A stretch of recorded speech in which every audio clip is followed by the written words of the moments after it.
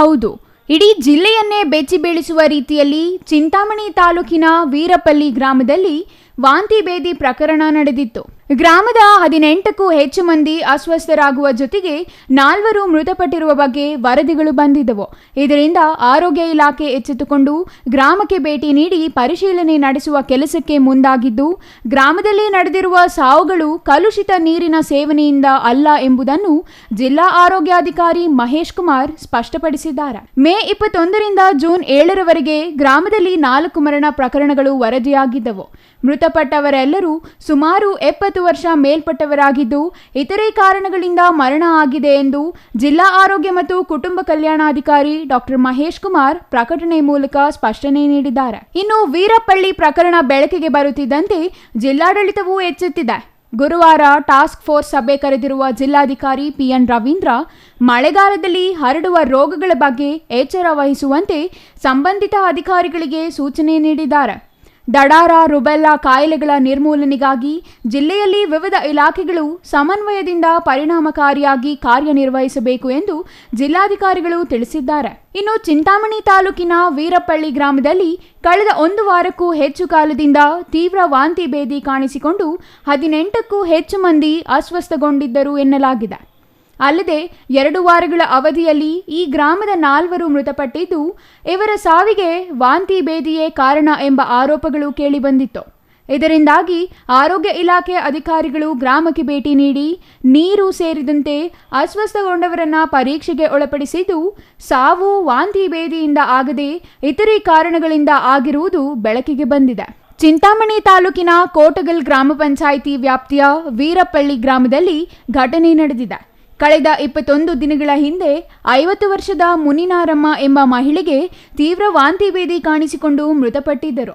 ಅದರ ಮಾರನೇ ದಿನವೇ ಲಕ್ಷ್ಮಮ್ಮ, ಗಂಗಮ್ಮ ಮತ್ತು ನರಸಿಂಹಪ್ಪ ಎಂಬ 3 ವೃದ್ಧರು ತೀವ್ರ ಅಸ್ವಸ್ಥರಾಗಿ ಆಸ್ಪತ್ರೆಯಲ್ಲಿ ಚಿಕಿತ್ಸೆಗೆ ದಾಖಲಾಗಿ ಚಿಕಿತ್ಸೆ ಫಲಕಾರಿಯಾಗದೆ ಮೃತಪಟ್ಟಿದ್ದಾರೆ.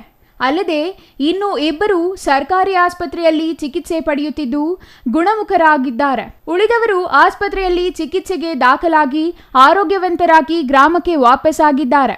ಗ್ರಾಮದಲ್ಲಿ ತುರ್ತು ಚಿಕಿತ್ಸಾ ಘಟಕ ಸ್ಥಾಪಿಸಿ ಮನೆ ಮನೆಗೂ ತೆರಳಿ ಆರೋಗ್ಯ ವಿಚಾರಿಸುತ್ತಿರುವುದಾಗಿ ಕೋಟಗಲ್ ಪ್ರಾಥಮಿಕ ಚಿಕಿತ್ಸಾ ಕೇಂದ್ರದ ವೈದ್ಯ ಗಿರೀಶ್ ಕುಮಾರ್ ಸಿಟಿವಿ ನ್ಯೂಸ್ಗೆ ತಿಳಿಸಿದ್ದಾರೆ.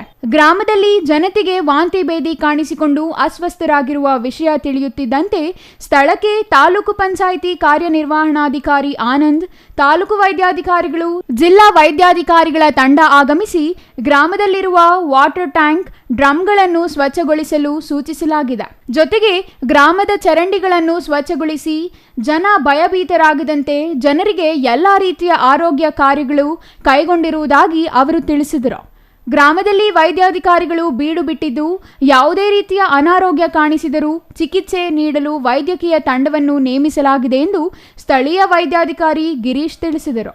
ಇವಾಗ 21ನೇ ತಾರೀಕಿಂದ ಇಲ್ಲಿವರೆಗೂ 18 ಜನದಲ್ಲಿ ವಾಂತಿ ಭೇದಿ ಕಾಣಿಸ್ಕೊಂಡಿತ್ತು. ಅದು ಏನು ಒಂದೇ ದಿನವೂ ಅಲ್ಲ, ಒಂದು ದಿನ ಬಿಟ್ಟು ದಿನ ಒಬ್ಬರೊಬ್ಬರಲ್ಲಿ ವಾಂತಿ ಭೇದಿ ಬಂದಿತ್ತು. ಅಂದರೆ ಭೇದಿನೇ ಜಾಸ್ತಿ, ವಾಂತಿನೂ ಕಡಿಮೆ.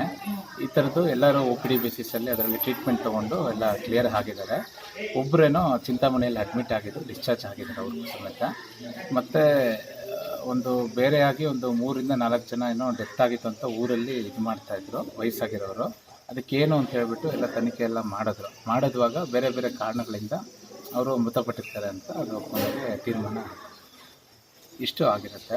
ಇವಾಗ ವೈದ್ಯಕೀಯ ಇದರಿಂದ ಎಲ್ಲರಿಗೂ ಇವಾಗ ಆರೋಗ್ಯ ತಪಾಸಣೆ ಮಾಡುವುದು, ಮನೆ ಮನೆ ಭೇಟಿ ಮಾಡಿ ಹೆಲ್ತ್ ಎಜುಕೇಷನ್, ಏನೋ ಕಾಯಿಸಿ ತಣ್ಣಗೆ ಮಾಡಿರೋ ನೀರು ಕುಡಿಯೋದು, ಈ ಥರದ ರೀತಿ ಎಲ್ಲರಿಗೂ ಹೆಲ್ತ್ ಎಜುಕೇಷನ್ ಕೊಡ್ತಾ ಇರ್ತಾರೆ. ಕೈ ತೊಳೆಯೋದು, ಅದೇ ರೀತಿ ಯಾರಿಗಾದ್ರೂ ಮನೇಲಿ ಹುಷಾರಿಲ್ವಾ ಅಥವಾ ಏನಾದರೂ ಆಗಿದೆ ಅಂತ ಪ್ರತಿದಿನವೂ ಮಾಹಿತಿ ತೊಗೊಳ್ತಾ ಇದ್ದಾರೆ.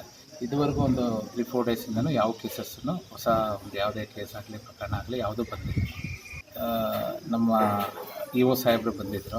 ಆಮೇಲೆ ಅದೇ ರೀತಿ ನಮ್ಮ ಡಿಸ್ಟ್ರಿಕ್ಟ್ ಸರ್ವೆಲೆನ್ಸ್ ಆಫೀಸರ್ ಅಂತ ಕರೀತಾರೆ, ಅವರು ಬಂದಿದ್ದರು. ಆಮೇಲೆ ಡಿಸ್ಟ್ರಿಕ್ಟ್ ಮಲೇರಿಯಾ ಆಫೀಸರ್ ಅವರು ಬಂದಿದ್ದರು. ತಾಲೂಕು ಆರೋಗ್ಯಗಳು ಸುಮಾರು ಸಲ ಬಂದು ಹೋಗಿದ್ದಾರೆ. DHO ಸಾಹೇಬರು ಬಂದಿದ್ದರು.